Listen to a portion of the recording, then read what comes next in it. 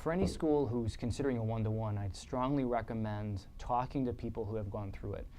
Talk to directors, talk to superintendents, talk to the people who have been a part of this implementation, because there's a lot to learn and there's a lot to understand, especially with how significant it is when students have access to a device. What happens to your culture of learning?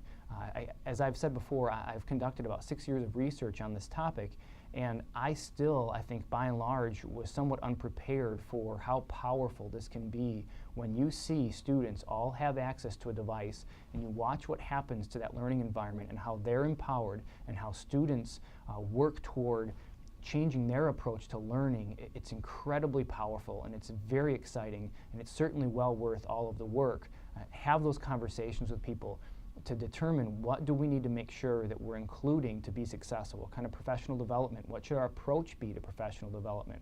What should our approach be for deployment? What about our culture of when students have the devices? There's a lot of initial fear about how do we manage this, what should we think about for behavior management, what happens if this happens. There's a lot of questions, a lot of what ifs.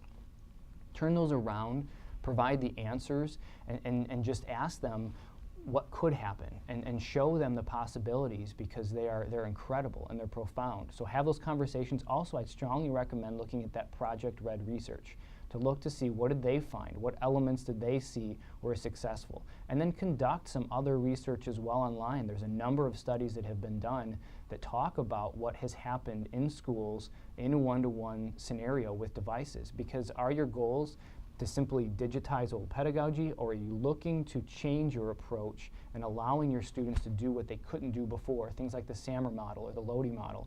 Looking at those models to say we want transformation. We don't want to just substitute in technology for old worksheets. We're basically digitizing worksheets. You have to look at the broader context of where you're going and how this will get you to your goals.